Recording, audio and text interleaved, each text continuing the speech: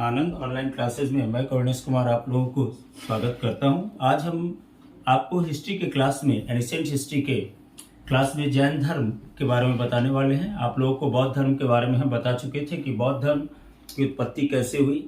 Actual में जैन धर्म का उत्पत्ति तो हुआ है, लेकिन जो हमारे वर्धमान महावीर यानी जिस काल में बौद्ध जैन धर्म की चरम उत्थान हुई या जैन धर्म आगे बढ़ा, वो एक 24वें तीर्थंकर के कारण हुई थी। उसके विषय में भी बात करेंगे आज हम। आज आपको एक्चुअल में हम ये बताएंगे कि आखिर जैन, बौद्ध या वैष्णव धर्म उस समय में जो कह सकते हैं कि 300 ईसा पूर्व 400 ईसा पूर्व के लगभग, यानी लेकर के कहते हैं कि 300 ईसा पूर्व से लेकर के आरंभिक शताब्दी तक लगभग छोटे मोटे कई धर्मों का उत्पत्ति हुआ। इसका उत्पन्न होने का एक प्रमुख कारण था असंतुष्ट होना। आप लोग एक बात हमेशा ध्यान दीजिएगा कि जो ब्राह्मण लोग थे वो पहले से ही हर मुल्क में, हर कौम में, हर क्षेत्र में उनकी एक विशिष्ट स्थान प्राप्त थी, जिसके कारण चाहे जो भी कर्मकांड होते थे, चाहे जिस भी विधियों का प्रयोग होता था पूजा पाठ का, उसमें हमारे ब्राह्मण धर्मों का समावेश जरूर होता था। सवाल था कि ब्राह्मण धर्म तो था, लेकिन हमारे यहाँ ऐसे भी 4 तरह के वर्णों की उत्पत्ति हुई थी, और ये चारों वर्ण में सबसे श्रेष्ठ वर्ण जो माना जाता था वो ब्राह्मण वर्ण को माना जाता था। और चूंकि आप यदि गौर करेंगे तो जिस काल में बात करें, ईसा पूर्व भी यदि बात करें, 400-500 ईसा पूर्व के लगभग के काल की बात करेंगे, तो उस समय भी हमारे यहाँ जो शासक वर्ग थे वो एक्चुअल में क्षत्रिय कुल के ज्यादा होते थे, जिसके कारण क्षत्रिय कुल के लोग जो होते थे वो ब्राह्मणों का सम्मान ज्यादा करते थे। और उसी का परिणाम हुआ कि ब्राह्मण लोग बाद में चलकर धीरे धीरे अपने धर्म के प्रति या अपने कर्म के प्रति कह दें, उन्होंने अराजकता ला दिया, जिसके कारण लगभग सभी वर्ण, चाहे वो शूद्र हो, चूंकि शूद्र को ब्राह्मणों के प्रति अवहेलना करना, ब्राह्मणों के द्वारा अवहेलना करना या उनको शोषित करने का भी एक परिणाम ये हुआ कि वो लोग क्या हो गए, तो धीरे धीरे वो ब्राह्मण से क्या थे तो नाखुश थे, जिसके कारण भी वो एक नया धर्म की ओर आगे बढ़ रहे थे। दूसरा बात हुआ कि राजे महाराजे लोग भी कुछ असंतुष्ट थे, क्योंकि उनकी नीतियां भी, ब्राह्मणों की नीतियां भी गलत हो गई थी और ब्राह्मण लोग अब गलत गलत ढंग से किसी चीज को प्रस्तुत कर रहे थे।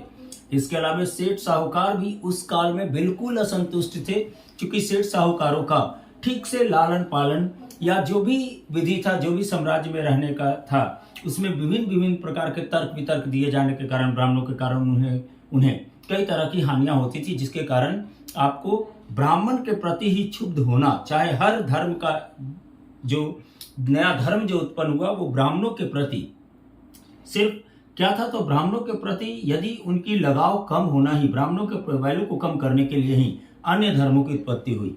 और यही कारण था कि ये बौद्ध धर्म की उत्पत्ति हुई।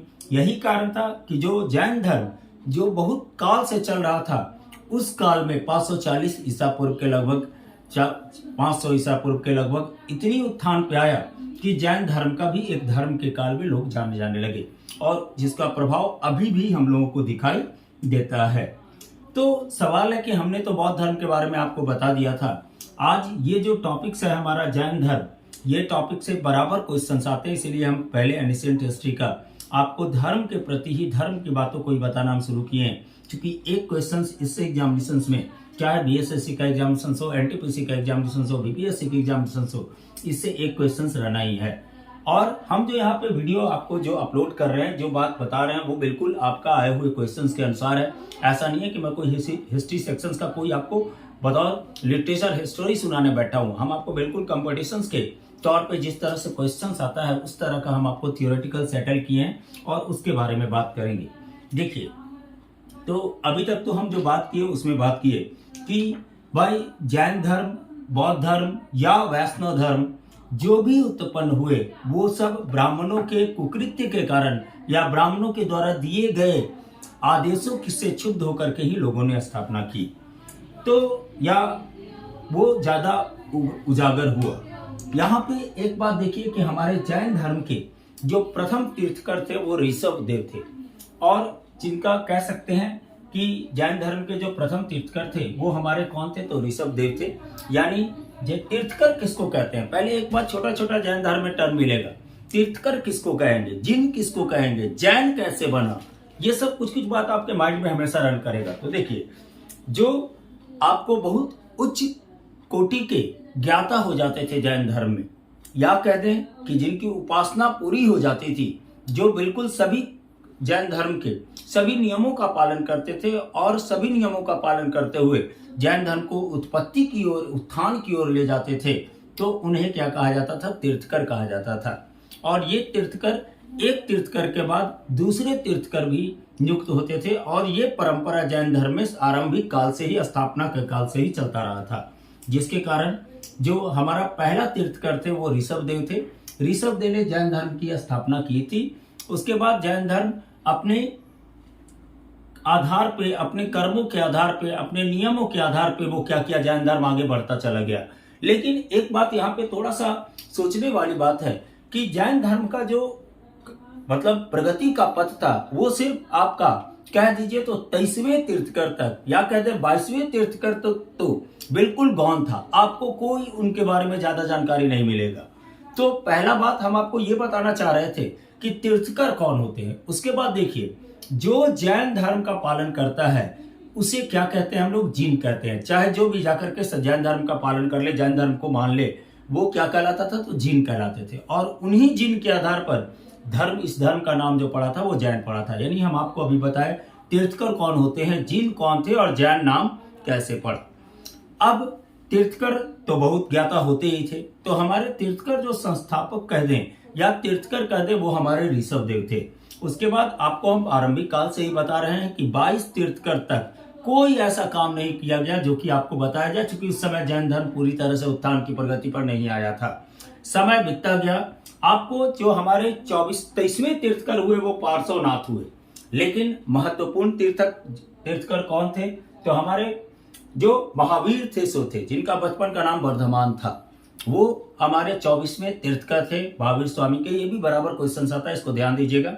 यानी जैन धर्म के 24वें तीर्थकर थे महावीर स्वामी।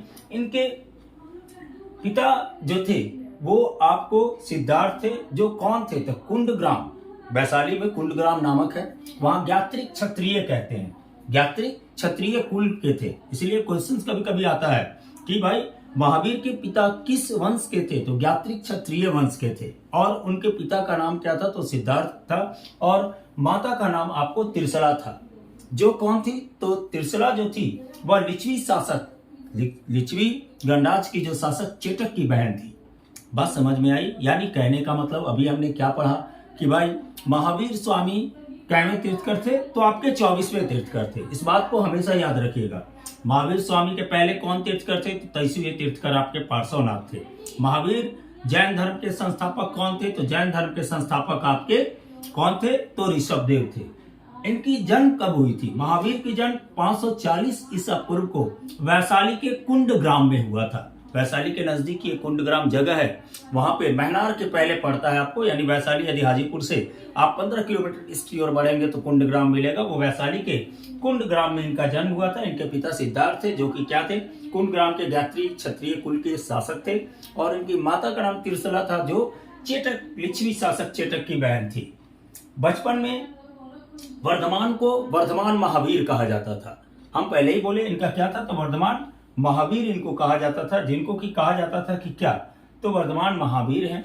और ये एक्चुअल में जो वर्धमान महावीर थे, वो उनकी एक विवाह हुई थी, कुंडीय गोत्र के राजा समरवती की कन्या से इनकी विवाह हुई थी, जिनसे इनको एक पुत्री की भी ये हुई थी, जन्म लिए थे। सवाल है कि जिस समय महावीर का जन्म हुआ उस समय ये चूंकि आपको कुंडग्राम के क्षत्रिय शासक थे, तो इन्हें पहले से ही उनके पिताजी को पहले से ही आभास होता था कि यह थोड़ा सा कैसे लोग हैं। तो भाई महावीर के बारे में उनका ख्याल था कि ये एक या तो बहुत बड़ा साधु संत होगा, या चूंकि देखिए होनहार विद्वान के होते चिकने पात। उस समय इनकी जो भी रूप थी, जो भी परिवर्तन बोध था, जो भी बदलाव था, वो बिल्कुल अलग ढंग का रहन सहन ही था, जिससे पहले से ही होता था कि ये लड़का या तो कुछ बहुत बड़ा शासक बनेगा, या जैसा कि भगवान बुद्ध के बारे में था, या चलकर आपको कोई ऐसा साधु संत बनेगा जो सत्य की खोज करेगा। तो कहने का मतलब ये बात तो समझ में आ गया आपको। जो अभी कहा जैन धर्म के 24वें तीर्थकर, 540 ईसा पूर्व में इनका जन्म। इनके पिता सिद्धार्थ जो कुंडग्राम के गात्रिक क्षत्रिय थे। इनकी माता तिरसवड़ा जो लिच्छवी शासक चेटक की बहन थी। बचपन का नाम वर्धमान महावीर जो कुंडीय गोत्र के राजा सरस्वती के क्या थे भाई, तो कुंडीय गोत्र के राजा सरस्वती के कन्या थी। अब देखिए इनके द्वारा जो वर्धमान महावीर का एक पुत्र हुआ। अब इसके बारे में हम बात करेंगे थोड़ा सा, चूंकि ये जैसे जैसे धर्म बढ़ा, जैसे जैसे आपके महावीर बढ़ते चले गए, उन्होंने शुरू से ही नियम पालन कराता चले गए। लेकिन इनको जो 30 वर्ष की आयु में, जब उनकी 30 वर्ष की आयु ही महावीर की, तो यानी कहने का मतलब 510 ईसा पूर्व के लगभग ही इनको क्या हुआ, बड़े भाई के आदेश पे ये घर बार छोड़ दिए थे। मेन कारण यही हुआ क्योंकि इनको अपना साम्राज्य में मन नहीं लगता था। लेकिन जब ये राजा थे तो उस समय अपने राजतंत्र को संभाले थे। और आपको याद होगा कि इनके द्वारा एक पुत्र की जन्म ली थी जिसको प्रिय दर्शना कहते हैं और जिसको अनुजा भी हिस्ट्री में कहते हैं। यानी जनरली क्वेश्चन आता है कि अनुजा कौन थी, तो अनुजा आपके वर्धमान महावीर की पुत्री थी जिनका विवाह किससे हुआ था, तो जमाली से हुआ था। जमाली इनका कह सकते हैं कि दामाद था और साथ में इनका प्रथम विरोधी जो था वो आपका कौन था, जबाली ही था। यानी इनका दामाद जो था इनका सबसे पहले विरोध करने वाला महावीर का था। और उसके बाद दूसरा जो इनका था विरोधी वह 30 गुप्त था। ज्ञान प्राप्ति के 16 वर्ष के बाद ये इनका बना था। यानी सबसे पहला जो था इनका दामाद ही सबसे बड़ा दुश्मन था। यदि क्वेश्चन आपको आता है कि प्रथम विरोधी करने वाला या प्रथम महावीर का विरोधी कौन था, तो आपका जमाली उनका दामाद था। ठीक है, चलिए कितने वर्ष की आयु में, तो 30 वर्ष की आयु में इन्होंने क्या किया, घर बार त्याग दिया। उसके बाद उन्होंने 12 वर्ष के पश्चात यानी 42 वर्ष की उम्र में इनको कैवल्य की प्राप्ति हुई। कैवल्य क्या था, तो यानी पूरी तरह से आपको क्या हुआ, तो यानी इन्हें बौद्धिकता यानी बौद्ध की जो मार्ग की उन्होंने खोज की थी या मार्ग को पाना चाह रहे थे, इन्होंने 42 वर्ष की आयु में प्राप्त कर लिया, वो भी साल वृक्ष के नीचे। और कहां पे, तो जृंभपालिका नदी के तट पर। याद रखिएगा इसको, किस नदी के तट पर, तो जृंभपालिका नदी के तट पर साल वृक्ष के नीचे। कहां हुआ था, तो इनको ज्ञान की प्राप्ति साल वृक्ष के पीछे। बराबर क्वेश्चन आता है, इसमें भी 4 क्वेश्चन से समझिए। किस नदी के तट पर हुआ था, तो जृंभपालिका नदी के तट पर ज्ञान प्राप्त हुआ था। कितने वर्ष की उम्र में हुआ था, 42 वर्ष की उम्र में हुआ था। जब इन्होंने ज्ञान प्राप्त कर लिया तो कौन सी उपाधि प्राप्त की, तो कैवल्य की उपाधि प्राप्त की। जब ये जिस वृक्ष के नीचे इन्होंने ज्ञान प्राप्त की वो साल का वृक्ष था। तो यानी एक पॉइंट में आपका 4 क्वेश्चन छुपा हुआ है, आप ध्यान से इसको देखिएगा थोड़ा सा। उसके बाद देखिए, जब इन्होंने ज्ञान प्राप्त कर लिया तो इन्होंने कौन कौन सी उपाधि धारण की, तो पहला उपाधि धारण किया केवालिन का। ठीक है, और जिन तो कहते ही थे, जब वो जैन धर्म को मानते थे, ये तो इनका था ही। उसके बाद निर्गंध।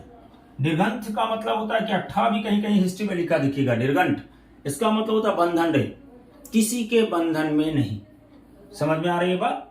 और इनकी मृत्यु कब हुई, देखिए महावीर का जो सामान्य परिचय यही था।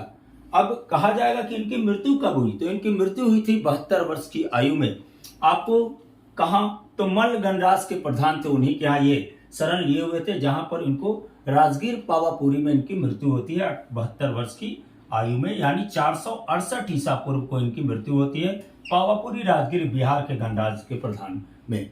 ध्यान दीजिएगा इसको थोड़ा सा, इस बात पे कि इनकी मृत्यु कब हुई, तो 72 वर्ष की आयु में। कहा हुआ था, तो पावापुरी में हुआ था और राजगीर में हुआ था। देखिए जैन धर्म जो चला, हम तो पहले ही बोल दिए कि जैन धर्म की उत्पत्ति जो हुई थी या बौद्ध धर्म की उत्पत्ति हुई, वो ब्राह्मणों की तुष्टता के कारण हुआ। ब्राह्मण से क्षुब्ध लोग हो गए, नियमों कानूनों से क्षुब्ध हो गए, तो उन्होंने नए नए धर्म की उत्पत्ति की। इसमें भी एक आपका जैन धर्म था। तो जैन धर्म का कुछ सिद्धांत था।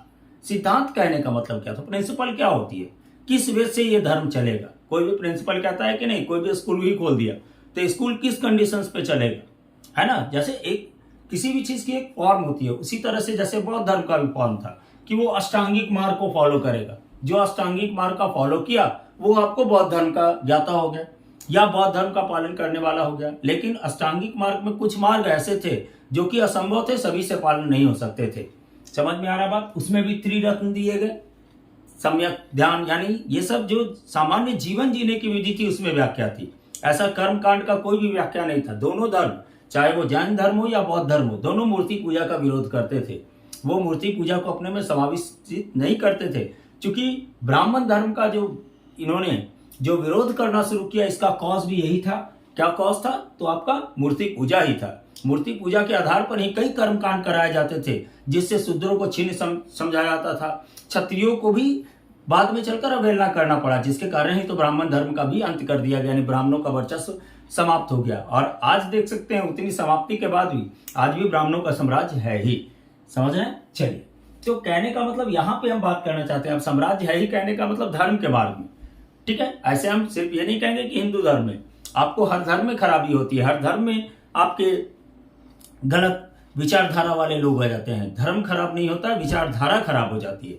जो लोग शामिल होते हैं वो खराब होते हैं, ना कि धर्म खराब होती है। ना हिंदू धर्म खराब है, ना इस्लाम धर्म खराब है, ना क्रिश्चियन धर्म खराब है। खरा धर्म का जो पालन करने वाले लोग होते हैं, जो पालक बनते हैं, वो खराब होते हैं और वही धर्म को खराब करते भी हैं। जैसे जैन धर्म में किसी तरह का कोई खराबी नहीं था, इसलिए नहीं था क्योंकि वो मूर्ति पूजा का विरोध करता था। वो किसी को भी नहीं कहता था, मतलब ये धर्म पार्टिकुलर खास करके ये नहीं कहता था कि तुम हमारे धर्म में शामिल हो जाओ, या धर्म विरोधी बातें नहीं होती थी। चाहे जो भी धर्म उस समय उत्पन्न हुआ, जैन धर्म बौद्ध धर्म, दोनों का लगभग समानता है। 80% देखिएगा आपकी सिमिलरिटीज फॉर्म में है, लेकिन कभी भी दोनों के बीच में ऐसा नहीं था कि दोनों वाद विवाद करते थे। दोनों धर्म के बीच में कभी वाद विवाद आई, तो इसमें भी क्या था भाई, ठीक उसी तरह से, ठीक जो बौद्ध धर्म था अष्टांगिक मार्ग था, इसमें थोड़ा सा मार्ग को कम कर दिया गया।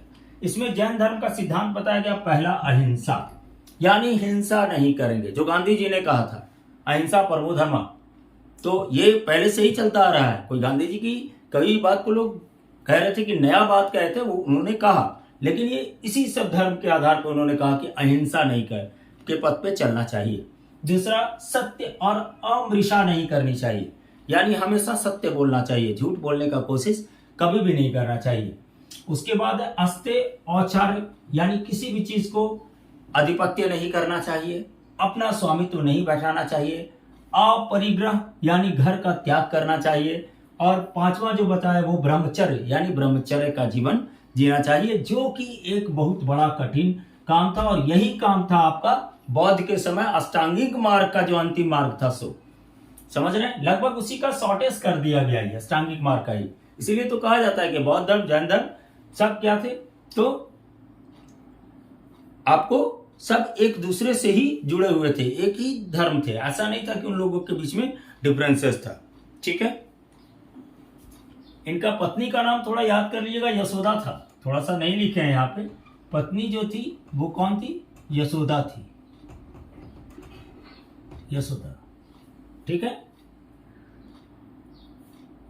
ये आपके पार्श्वनाथ के पिता का नाम बोलेगा तो अश्वसेन थे और मामा देवी थी। ऐसे ये क्वेश्चन जनरली आता नहीं है, लेकिन इसको याद कर लीजिएगा। और महावीर के यशोदा पत्नी का नाम था, जिनसे ही क्या हुआ, प्रियदर्शना का जन्म हुआ, जिसको हम लोग क्या कहते हैं तो अनुज्जा के नाम से भी जानते हैं हिस्ट्री में। अनुज्जा कौन थी, क्वेश्चन आता है। ठीक है, चलिए, तो ये तो हो गया। अब इसमें से जो 4 दिए वो आपका पार्श्वनाथ के द्वारा दिया गया था, और अंतिम जो ब्रह्मचर्य कहे थे वो हमारे बड़ा महावीर ने कहा था। जब आप एक बार देख दीजिएगा कि जैन संगति हुआ था, यानी जैन संगति का आयोजन होता है, उस समय अभी तक 2 आयोजन हुए हैं। पहला आयोजन हुआ था आपका, प्रथम आयोजन पाटलिपुत्र में हुआ था 300 से 298 ईसा पूर्व में।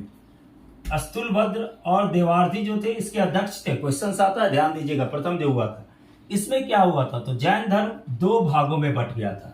कौन कौन सा, तो श्वेतांबर और दिगंबर। श्वेतांबर क्या था, तो सफेद वस्त्र धारण करने वाला। दिगंबर क्या था, तो नंगे रहने वाले थे।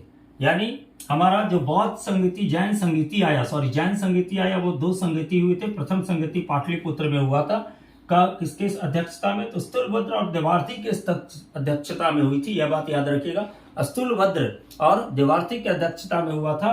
300 से 298 ईसा पूर्व के लगभग में ईस्वी में हुई थी। ठीक है, इस बात को थोड़ा ध्यान दीजिएगा कि अभी तक कितने बौद्ध संगीति हुए थे, तो 2 बौद्ध संगीति हुए थे। और आपका ये कब हुआ था, तो ईसा पूर्व में, ये बात याद रखिएगा, 300 से 298 ईसा पूर्व में हुई थी। और प्रथम बौद्ध संगीति में जैन धर्म क्या हुआ था, 2 भागों में विभाजित हो गया था आपका। पहला कौन था? श्वेतांबर, और दूसरा दिगंबर। जनरली आता है श्वेत वस्त्र पहनने वाले को क्या कहते हैं? तो श्वेतांबर कहते हैं। अब देखिए, जैन साहित्य जो था उसको हम लोग आगम कहते हैं। जैन साहित्य का नाम क्या दिया जाता है? आगम। आगम में क्या होता था? तो 12 अंग, 12 उपांग, 19 प्रकीर्ण, 6 छिद्र सूत्र, 4 मूल सूत्र, 1 नंदी सूत्र एवं 1 अनुयुग्धा। ठीक है। और इसमें भी त्रिरत्न थे। जैन धर्म में भी त्रिरत्न थे। कौन कौन सा? त्रिरत्न कहने का मतलब क्या? तो अपने दिमाग को संतुलित करने का विधि, हमेशा आप इसमें लगे रहेंगे। जैसे क्या? पहला सम्यक ज्ञान, सम्यक वचन, सम्यक आचरण, यानी अच्छी ज्ञान को प्राप्त करें। ठीक है। दूसरा, अच्छे वचन को सुने, सम्यक वचन। और तीसरा, अपने आचरण यानी कैरेक्टर को अच्छा करें। यानी कहने का मतलब जैन धर्म का त्रिरत्न, सम्यक ज्ञान, सम्यक वचन, सम्यक दृष्टि या सम्यक आचरण। अब कह सकते हैं कि जैन धर्म को मानने वाला कौन शासक था? तो मौर्य शासक था। कौन? तो चंद्रगुप्त मौर्य, जो 322 से 298 ईसा पूर्व तक इसको माना था। और उसी का परिणाम के कारण या उसी के द्वारा यहाँ पे आपका प्रथम जो हुआ था बौद्ध संगीति का आयोजन हुआ था, जिसमें श्वेतांबर और दिगंबर में 2 भाग बटा था। वशादी क्या किसको कहते हैं? तो जैन मठ को वशादी कहा जाता है, याद रखिएगा। जो कहाँ सबसे अधिक है? तो जैन मठ कर्नाटक में सबसे अधिक है। क्वेश्चन आती है जैन मठ कहाँ पे सबसे अधिक है? तो कर्नाटक में सबसे अधिक है। इसके बाद जैन धर्म में क्या हुआ था भाई? तो किस भाषा को त्याग किया? तो आपको हम पहले ही बताया कि ब्राह्मण धर्म का पतन किया गया था। तो ब्राह्मण धर्म संस्कृत भाषा पे चलता था, तो इसने जैन धर्म क्या किया? संस्कृत भाषा को बदल के अपने में क्या लिया?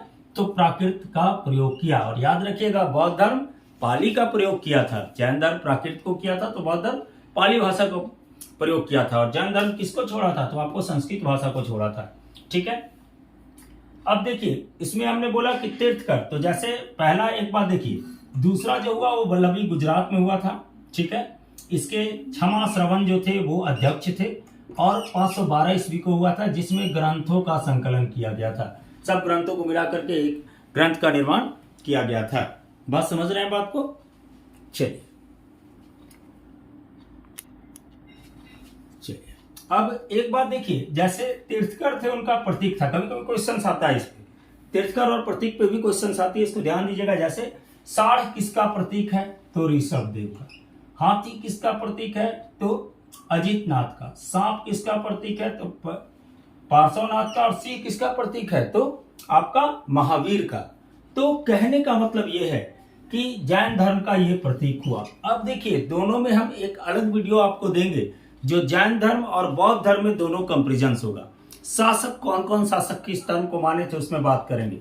ये आपका जैन धर्म पे जितने भी क्वेश्चन आएंगे उसको शॉर्टेज कर दिए हैं। फिर से एक बार रिकैप आपको कर देते हैं, ध्यान दीजिएगा। जैन धर्म के पहले तीर्थकर ऋषभ देव, 23वें तीर्थकर पार्श्वनाथ, उनके पिता का नाम अश्वसेन, माता का नाम आपका वामा देवी। सिद्धार्थ जैन धर्म के 24वें तीर्थकर हमारे कौन? महावीर। जैन धर्म का महावीर का जन्म 540 ईस्वी को वैशाली के निकट कुंडग्राम में। पिता का नाम सिद्धार्थ, कुंडग्राम के जात्रिक क्षत्रिय कुल के प्रधान। माता त्रिशला, लिच्छवी शासक चेटक गणराज की बहन। बचपन का नाम वर्धमान महावीर, कुंडीय गोत्र के राजा सम्रावती की कन्या।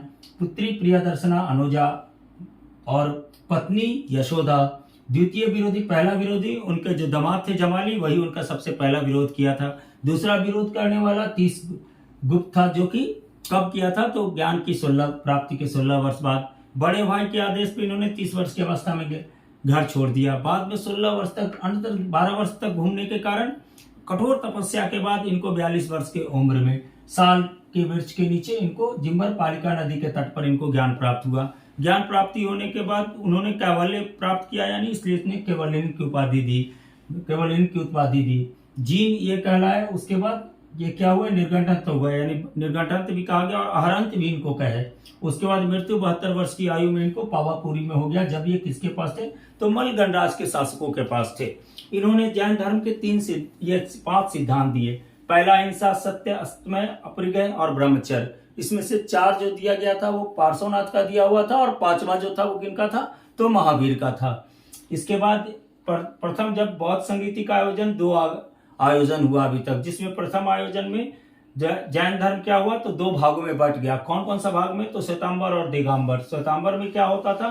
तो श्वेत वस्त्र धारण करते थे। दिगंबर में नंगे रहते थे। आगम, जैन साहित्य को हम लोग आगम कहते हैं, जो आपका 12, 12, 19, 6, 4, 1 एवं 1 अनुध्वर में बटा हुआ था। उसके बाद जैन धर्म का त्रिरत्न, सम्यक ज्ञान, सम्यक वचन, सम्यक आचरण। मौर्य शासक के कौन शासक जैन धर्म को पालन करता था? तो चंद्रगुप्त मौर्य। ठीक है। दूसरा, मौर्य शासक वसादी किसको कहते हैं? तो जैन मठ को वसादी कहते हैं, जो सबसे ज्यादा कहाँ है? कर्नाटक में है। जैन धर्म में कौन सी भाषा अपनाई गई थी? तो प्राकृत भाषा अपनाई गई थी। किस भाषा को छोड़ा गया था? तो संस्कृत भाषा को छोड़ा गया था। जैन धर्म का 2 संगति हुआ था। पहला संगति पाटलिपुत्र में, दूसरा वल्लभी गुजरात में। पहला के अध्यक्ष स्थूलभद्र देवार्थी थे, दूसरे के क्षमा श्रवण थे। उसके बाद किस काल में पहला हुआ था? तो 300 से 298 ईसा पूर्व को। दूसरा 512 ईस्वी को हुआ था। पहले में जैन धर्म का विभाजन हुआ, दूसरे में ग्रंथों का संकलन हुआ। ठीक है। अब तीर्थकर के आधार पर प्रतिकीर्त तो ऋषभदेव, साढ़, अजितनाथ, हाथी, पार्श्वनाथ, सांप और महावीर सिंह। आशा करेंगे हमारा आप हिस्ट्री का वीडियो आनंद ऑनलाइन क्लासेस चैनल को सब्सक्राइब कीजिए। आपका लगभग हिस्ट्री का सब हिस्ट्री के ग्रुप को लेकर चल रहा है, जो बीएसएससी के एग्जाम का सिलेबस के अनुसार ही हम बढ़ रहे हैं। थोड़ा उससे ज्यादा ही आपको लेकर के चल रहे हैं। ठीक है। आप लोग हमारे चैनल को सब्सक्राइब कीजिए। आपके हिस्ट्री क्लासेस में मैं तीनों चीज को लेकर चल रहा हूँ, मॉडर्न हिस्ट्री, एंशिएंट हिस्ट्री और मेडिवल हिस्ट्री। और पर्टिकुलर आपको 1206 ईस्वी से आप गौर कीजिएगा 1757 तक का वीडियो हमारे चैनल पर अपलोड हो चुका है। मुगल वंश से लेकर के आपको गुलाम वंश से लेकर के मुगल वंश तक आप लोग हमारे सब वीडियो को देकर चैनल को सब्सक्राइब जरूर करें। आपको ऑनलाइन लाइव क्लासेस भी मैं दूंगा, लेकिन पहले आपको मैं जीके का कुछ मटेरियल तैयार करवा दे रहा हूँ। जैसे मेरा हिस्ट्री का सेक्शन है उसको लेकर चल रहा है, इसके बाद ज्योग्राफी सेक्शन लेकर चलेंगे। लगभग सभी चीजों को मिला करके ही चलेंगे। तो आप लोग हमारे चैनल को सब्सक्राइब करें। और आप लोग एक बात जरूर कहेंगे, मेरे वीडियो को लाइक भी करेंगे, और एक बात लास्ट में जरूर कहेंगे कि चूंकि अभी बिहार की बीएसएससी की वैकेंसी आपको बहुत ज्यादा मात्रा में आने वाली है, और लगभग छत सभी का, चाहे वो तृतीय का हो, चतुर्थ का हो, या आपका सचिवालय सहायक का तो आ ही गया है। 18,000 के लमसम में आपका इंटर लेवल के एग्जाम की आएगी। उसके बाद ग्रुप डी का लगभग 17-18 हजार होगा। तो कुल मिलाकर के 60,000 लगभग 60,000 50,000 के लगभग आपकी वैकेंसी आने वाली है, जिसके प्रिपरेशन से यदि आप रेगुलर वे में करते हैं तो जरूर आपकी सफलता मिलेगी। चलिए, थैंक यू, धन्यवाद।